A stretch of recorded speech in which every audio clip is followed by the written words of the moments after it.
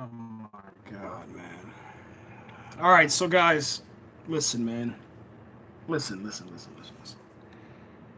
I don't know what went wrong, man. I do not understand how this could have happened, but for some reason, we got a flop. An absolute flop. There's no ands, ifs, or buts about it, man. This was a rated R film, all right? Rated R film called The Predator. And it felt like it was, PG-13, man. I don't know what happened to it. I don't know who's to blame. I really don't, man. But the situation that we're in is that just like Justice League, we have a really, really bad movie. And I'm telling you guys, man, do not spend your money on this film. Okay, wait till it comes out on home video. If you can see it for like $5 and below. To be honest, it's not even worth $3, man. Just to be honest with you. I don't know what happened, man. I'm looking at the list here. All right, so The Predator, 1987, rated R. Predator 2, 1990, rated R. And then my favorite, which was Alien versus Predator in 2004, and then obviously Alien versus Predator 2 in 2007. And then roughly about 10 years passed, and then, we finally get another Predator. Now, when I watched the trailer, I said to myself, this is going to be a bad movie because the trailer was terrible, okay? But I said to myself, we are going to support this franchise no matter what because I want them to get back with Alien versus Predator. I want them to get back to that special 2007 2004 moment, man. But for some reason, it just went bad, man. As of right now, looking at IMDb, we're at 6.4 out of 10 stars. My rating was 5.5 out of 10 stars. And the reason why is because I felt like I was watching Iron Man 3. And you guys know how I feel about Iron Man 3. Iron Man 3 is by far the worst comic book movie. It is the worst movie to sit through. It is the worst movie I've ever seen. And, in the top 10. But Shane comes back and he tries, man. He tries. I mean, he tries so hard to do something with this franchise, and it turns. I guess the best example is that it turned into Power Rangers. All right, and I'm serious with that, man. Major spoilers, man. If you haven't watched the end of the movie, they have this ultimate predator, the predator killing machine, and it attaches to this guy's skin, the scientist, and then it starts just morphing, like transforming on his body, and it's so unbelievably just unrealistic. There's weapons way out here. There's little drones over here. It's like so much gear. And then the main character, who's played by, let me make sure I get this guy's name right, Boyd. And I've seen this guy before, man. I've seen him inside of, I think I remember him from Gone Girl and the Host, but I didn't know he was in Logan and Blake, off of Don and Blake, their YouTube channel. He actually told me that because I went to see it with him, and he reminded me about that. But I don't remember him in Logan at all. Maybe I just kind of forgot him. And then Run All Night, he's also has that, and I don't remember him in that either. But I do remember him in Narcos. Okay, so that's where he's from. That's why his face, I think, looked familiar. It's just weird to see him not looking like an agent in Narcos, man. But there's nothing that anybody could have done to save the movie. Not the acting, not the editing. And let me spend about 30 seconds. So there was a whole bunch of news and headlines with Olivia Munn and the situation with the reshoots and everything. They should have had like a group of maybe 50 people, 50 cinephiles like myself, man, that love cinema, that understand what makes a movie work and what doesn't, and they should have recast Olivia Munn. Period. All right, that's all I'm gonna say. I don't want to spend any amount more time on it because she was terrible, absolutely one-dimensional, terrible, unnecessary nude scenes, and it wasn't even nude. It was just unnecessary to get a female, pretty much the only female character besides the mother, who was played by the girl off of Dexter, and to have her, getting undressed one time, and that's cool because it was part of the actual plot. She goes into the the science lab, and you have to, decon yourself, so you do that decontamination, you got to remove all your clothes or whatever. And they showed it pretty much from like, right about here, right about the neck up, what I'm saying? So they didn't do any kind of nudity, which I didn't understand that either, but I kind of appreciated it because, you always get, female nudity for every single thing, and it's just kind of ridiculous, Eventually, we need to kind of gear away from that and go to more male nudity because it should be equality for everybody, all right? So, but her character was just bad. I mean, just the facial expressions, always like whiny, annoying. That's the best way I can put it. She should have been like a strong female character, man. And what I mean by that is like her backstory was epic. All right, so she was like at the age of like 6 or something like that. She wrote the president of the United States and said, I want to study animals, and whenever you find aliens, come get me, and I'll take care of business or whatever. So she had a really great backstory, to let her, to let the audience know that she was dedicated from the beginning, from childhood, a young child that's dedicated to studying animals and dedicated to her field. So much so that, the specialists, the guys that are, the badasses, the military guys, they actually needed to depend on her, man. And it was pretty cool, man, that they brought her in. They allowed her to, teach them things, that most of the scientists inside those labs didn't even know. And then we find out that the predator has, human DNA, which a lot of other things have human DNA. But it was just, I don't know, man. It was just, the thing that I loved about the Predator before I watched this movie was like the mystery of it, that there was this alien race out there that was just hell-bent on domination. Their whole entire civilization, everything about it was about going to different planets, selecting, the top meat, the top game, and then hunting it. And then that's it. That was the whole idea, the whole premise. That's the Predator. It's the superior race or species or whatever you want to call it, of aliens that come and they invade a planet and they destroy it pretty much, by taking the top echelon, of game, and then they go all the way down the pyramid, food chain, whatever you want to call it, and then they take over, that world. And so pretty much they just start planet jumping, And then in our case, they would be galaxy jumping, which I kind of appreciated that that aspect because they actually, talked about that inside the film. They talked about galaxies now, not just a universe, We're talking about everywhere. These predators have been everywhere. And I love that. I love that because in order to have Alien versus Predator, you have to have the Predator going across the Milky Way, going across these unknown places, pretty much like that video game from, what is it, Hello something, whatever, Hello Kitty? No, Hello whatever, and Hello Games, there you go. And you get to go out and explore, man. That's what Predator is, man. But for some, I don't know, man. I'm trying to wrap my head around it. I don't know what went wrong. I really don't. You had a really great cast besides Olivia. All right, you had a really great cast, man. With Sterling, he did a really great job, man. With Traeger, this dude would he comes onto the site. He's like the top military dude. Well, actually, he's the top civilian scientist dude. He's always eating nicotine gum. So he's popping the gum, It was just kind of cool to see Sterling do kind of like an adult, real rated R, performance, man, rather than, what he does on television with that one show that I never watched, with the family or the love or whatever it was called. I don't know. I have no clue. This Is Us. There you go. And kind of cool to see him a little bit different than where he was at in Black Panther. And just also, they had that one Hotel Artemis, I think it was another one of his performance that was really, really good.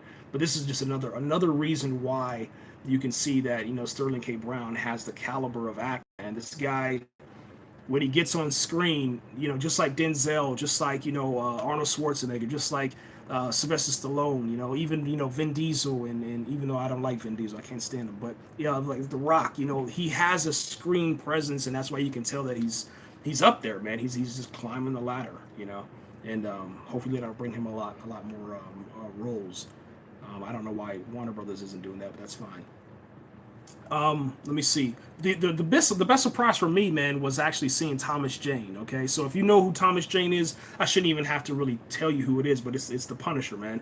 There's a line inside of this movie, The Predator, where Thomas Jane reminds the audience. He reminds the fans, like myself, of him that have been watching him since obviously he took up the guns and started killing people, and he reminds you how badass he is, man. Like he is a badass, man. He's Thomas Jane, man. It was pretty cool to see him. He played the role of Baxley, and him and what is it, Key and Peele? Where's Key and Peele? What is his name?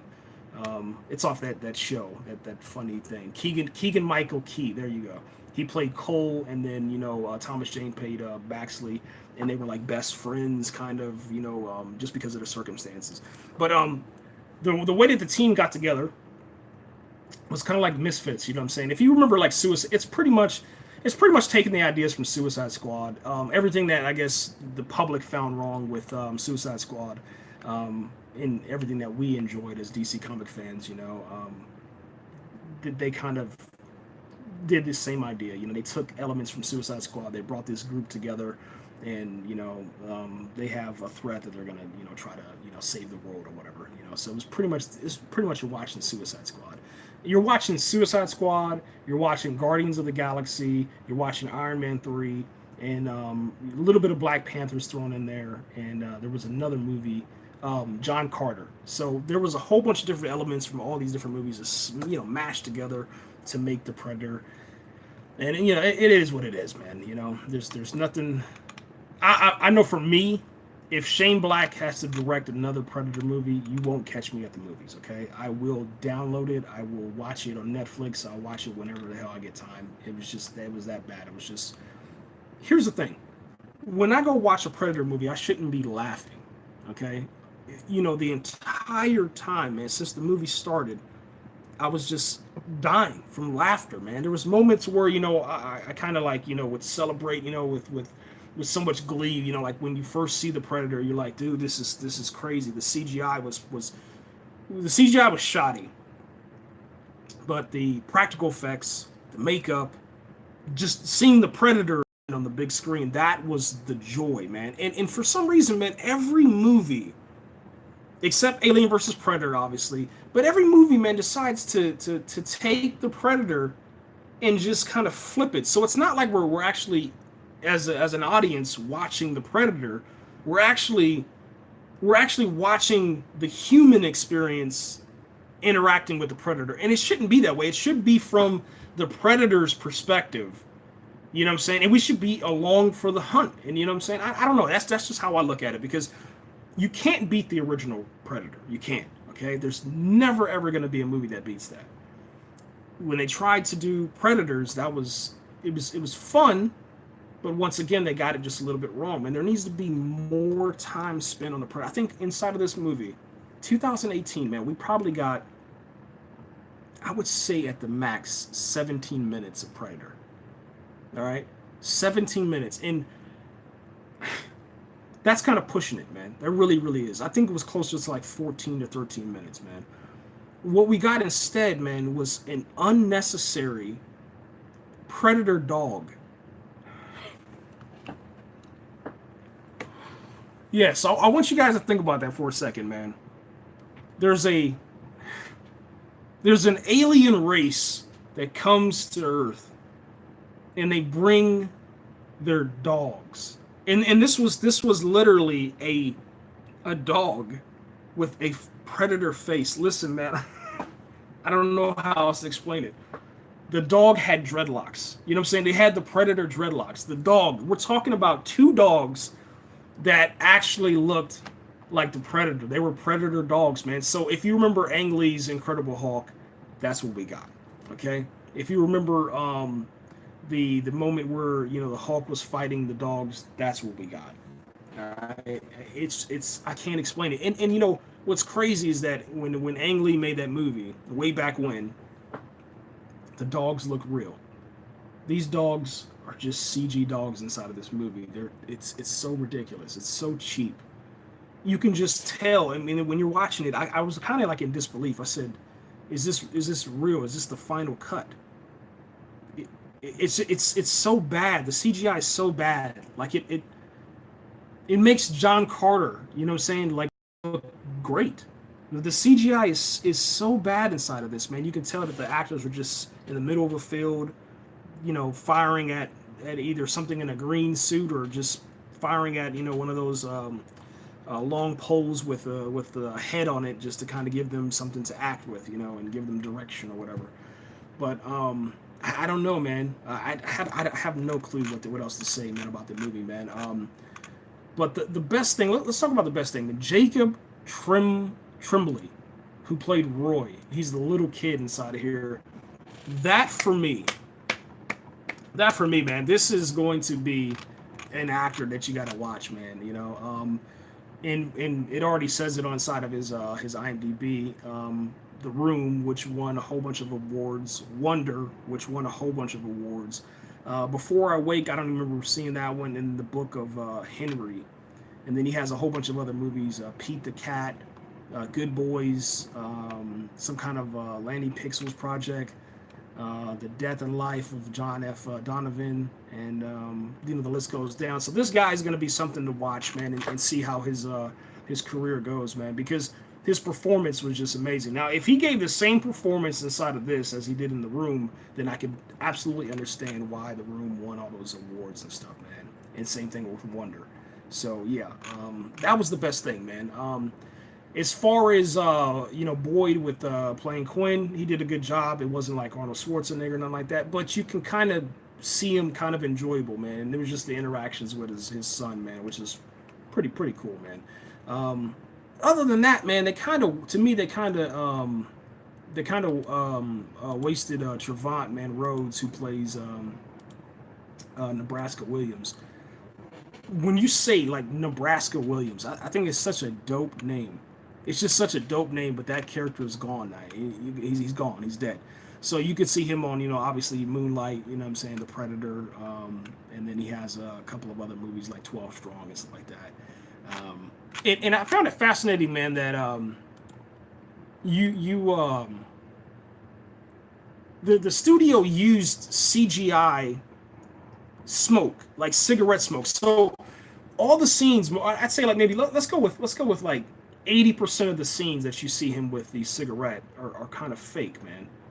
Even I kind of noticed that, man. I was like, dude, so they spent all that money on a fake ass cigarette when they could have done, you know, something natural like a herb or something like that, or they could even done a vaping pen. You know what I'm saying? I guess that just doesn't look dope. You know what I'm saying? Especially after watching True Detective, and they talked about the robot penis. You know, but they could have done that. They could have done, you know, a different way. They could have did a different route on that. But it was just like, you know, if you're gonna put your, I'm not saying that the actor, you know, Trevant Rhodes should, you know, put out an actual cigarette on his tongue.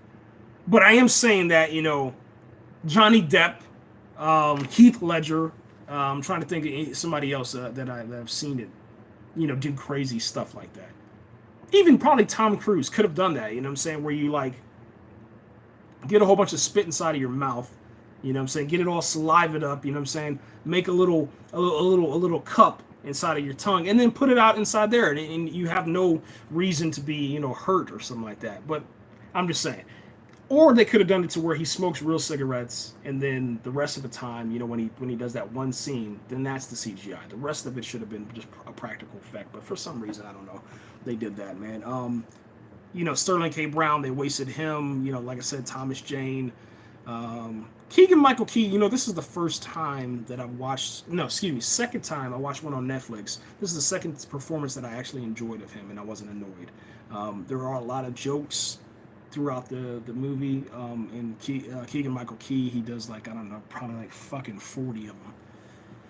You know, it's whatever, but at least he wasn't annoying, you know. So that was pretty good, man. I don't know what's gonna happen with the franchise. I really don't. I don't expect it to make any money. I'm gonna go over here to Box Office Mojo real quick to see what the Predators is looking like. All right, here we go. So The Predator delivers 2.5 million from Thursday previews. All right. So we haven't got Thursday in, obviously. It's not on there yet, but let's see. All right, so the Predator had a production budget of 88 million. That is extremely low. So now we understand, why they had, really really bad, shoddy CGI. Um, if you look on their Facebook page, or if you look on the Box Office Mojo page, they have a poster that's listed there. This poster is not from an official aspect. It's from a fan. It's a fan poster that was submitted or taken, and and it became the official one. And you can go on their Facebook page. You can actually buy it and purchase it. I think it's something ridiculous. Like, I think it was $40-something for this poster of this failed movie now. But that's how little investment they had, man. And if you go on the Facebook page right now for the Predator, just look how cheesy the banner is, man. That I don't even know I don't know what to say, man. I really don't. There's nothing else to say. The only thing I can say is if they're gonna get a sequel, which if it had 2.5 million on an $88 million budget, by the time we get to number 2, we should get an announcement here, probably in, like, maybe I'd say 3 weeks. But I don't think it should happen, man. I think you should let it go. I think they should focus on Alien versus Predator. I think that they should either, if they're gonna do another one, get rid of the entire cast. We know that the Predator killer, instrument of destruction, whatever you want to call it, the weapon, the gear is here now. The box, the crate had opened up at the end. So what they could do is just kind of fast forward time to where the invasion already happened. You know what I'm saying? And kill off, keep the kid alive, just recast him as an adult or a teenager or something like that.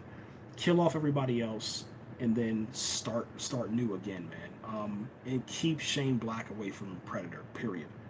Unless he has somebody that can, direct with him or something like that.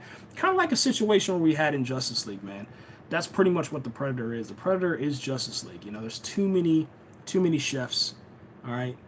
Too much stuff happening, too many reshoots, too much drama, all this stuff, man. So, yeah, it's just bad all around, man. But, the good thing about it, they had, great practical effects for the Predator. I thought that was one of the best, Predators I've ever seen on camera. Another thing that was pretty cool is just showing us all the technology, showing the use of communication. What I guess I can kind of relate it to is the best thing is Man of Steel. It had so much sophistication to it.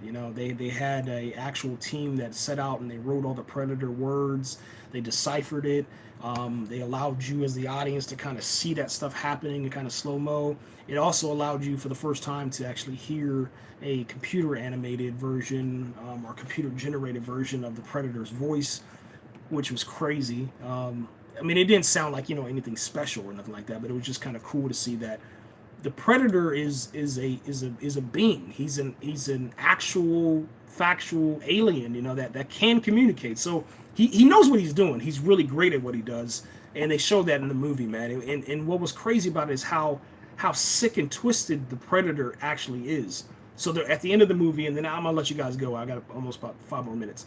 But at the end of the movie, the Predator actually gives the people, the human beings, a countdown. He's like, listen, it's been fun and games this whole entire movie. I'm about to kill you. You have 7 minutes and I think it was 7 minutes and 30 or 40 seconds to run. And he doesn't even chase him. He just puts this timer on. It starts, and then he's out there doing other stuff inside the ship. And then the rest of the people start running or whatever. And then just like that, he's on him. And it's so quick. It's so quick. This crazy giant Predator hunter. He's so huge. He's about 11 feet tall. And real quick, and I'll end it.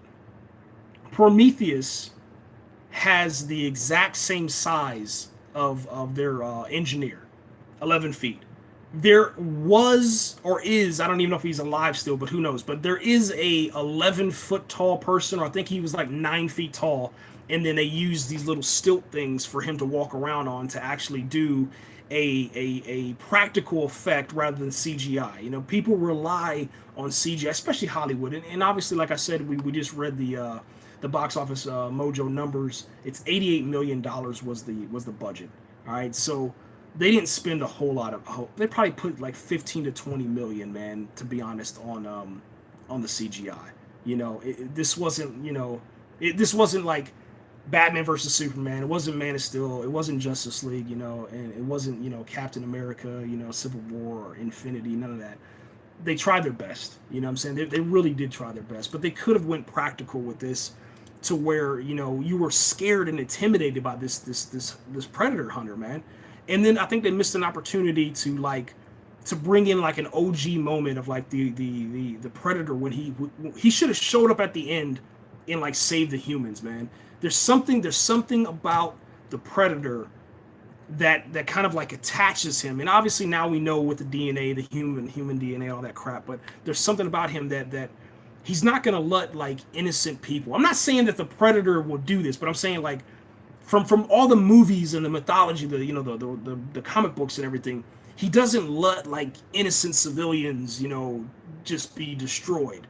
It's all about the game. It's all about the hunt. So if let's say the predator arrived on Earth first, and then after that, behind him came the predator hunter, there has to be a moment where the predator who arrived first, who's hunting the humans, who at that time when he lands on that planet, they are the alpha. They are the biggest game, the top game. So he's gonna hunt them first. But as soon as that predator hunter lands, he turns around and his focus goes on that predator hunter because that's now the alpha.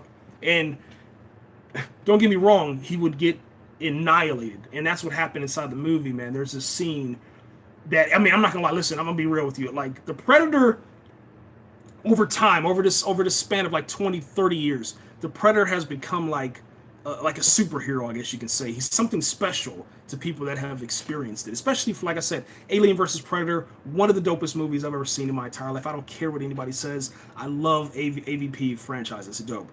But like, whenever the Predator hunter, man, he punches through this wall, grabs the Predator by his face, and just throws him. He throws him like a rag doll. And at that point, man, I was like,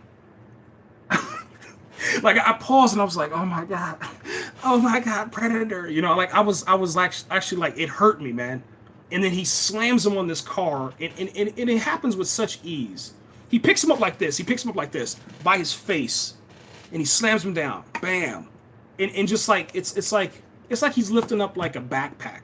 Slams him down, breaks him through the car, and then instead of like I don't know, like doing some kind of ritual, the predator hunter, he grabs the face, the helmet, rips it off, and he looks at his victim, on the car. He's looking at him, and then out of nowhere, you're sitting there on the edge of your seat. You're like, oh my god, is there another predator gonna come? Is somebody gonna save this man? All of a sudden he just punches his face, and he's like, bow, bow, bow, and he hits it so hard that it flattens his face. Like it's like this. And his face is just it's caved in, it's over, and he's dead. Like instantly. The predator, he's done. All right. So it was weird, man, to kind of see how vulnerable, what I'm saying? Like with all the the testing and the technology and all the hunting they've been doing for generations and centuries and all this stuff all across the galaxy, in the known universe or whatever, and the unknown universe, the predator is now, he's not the top anymore. He's now the bottom, and it came from his own people. That led to his destruction. What I'm saying? The destruction of his species. His race is gone. And yeah, but anyway, it was fascinating to see that, man. And then all of a sudden, out of nowhere, they came, with the dogs, and the end of the movie, Olivia Munn was the one that ends up. Oh fuck. She's the one that takes him out, using the technology, oh my god, it was so bad. It was so bad. I don't even really want, man, I can't believe it. But anyway, she jumps on his head, you know what I'm saying? Pop, pop, pop, pop, pop. You know, shoots him in his head, you know, and then after that, they use his technology against him, blah, blah, blah. And then he dies. He dies within, like, I think, I give him like 2.5 minutes, man. He's done. You know, one of the dopest, most, you know, crazy inventions who they've used the DNA from the top species that they've killed, and they created this predator thing, man. And he gets killed just so easily. It was like, whatever, man. Like, we just, oh my god, we just wasted pretty much everything, man. But you guys, that's 30 minutes, man. I don't want to talk about it, you know, anymore. I will say this though. Whatever they're gonna do next, you're gonna run into the situation, you know, just like we did with you know, Zack Snyder. You're gonna have a either Rotten Tomato score, which, you know, how people, you know, this stupid civilization that we live in. People will look at that rotten score and then they won't spend their money. Okay, and not all the rotten scores are right. You know, that's how I believe. I think that some of the rotten scores are just not right at all. You know, but whatever. But now you're gonna have, you know, you're gonna run the risk that people that watch The Predator are gonna bash it, and then when you get the announcement for Predator 2, it's over. You know what I'm saying? The franchise is over before we even started it or rebooted it. And the reason why is because it was just a bad movie. You know? So one bad movie is going to kind of ruin everything that's going on right now, man. So it's the way it is, man. But anyway, guys, that's it, man. Yeah, that's it. I should have went on my Wi-Fi. This is looking like a terrible connection, man. But that's it, guys, right here.